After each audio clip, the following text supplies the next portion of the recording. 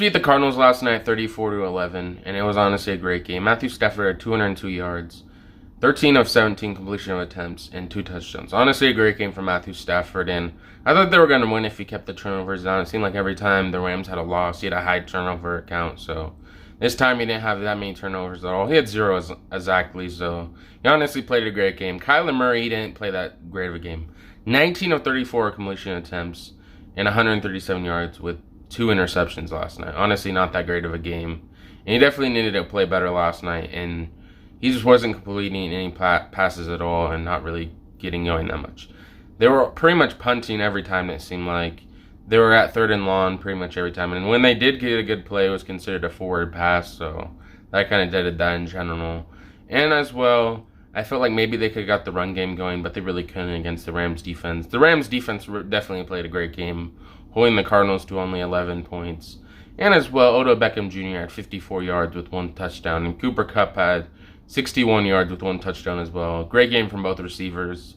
And honestly, I expected the same. I thought Arizona was going to make it a bit closer, but I thought the Rams were going to win in general.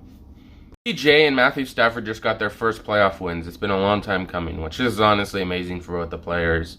Odell Beckham Jr., one of the first ones he played was against the Packers, and they obviously lost that game. And the Lions, I think they went to the playoffs with Matthew Stafford like 3 times, but lost every time they went. So it's very good to see both these good players finally get a shot at the playoffs. They play the Tampa Bay Buccaneers next week, which is going to be a big challenge for the Rams. They need to come at their A game to beat the Buccaneers, which I think the Buccaneers will probably win, but it's probably a close game. Next remaining AFC quarterback, Patrick Mahomes, Joe Burrow, Ryan Tannehill, and Josh Allen. This is how I'd rank them. Patrick Mahomes is obviously number 1. Number 2 is probably Joe Burrow, and then number 3, Josh Allen, and then number 4, Ryan Tannehill. That's my ranking for right now. I think Joe Burrow is going to have a good playoffs in general, and I think they have a good chance of beating the Titans. But I think it's going to depend on whose defense can really withhold their offense. What do you guys think about this, and who is the best remaining AFC quarterback right now?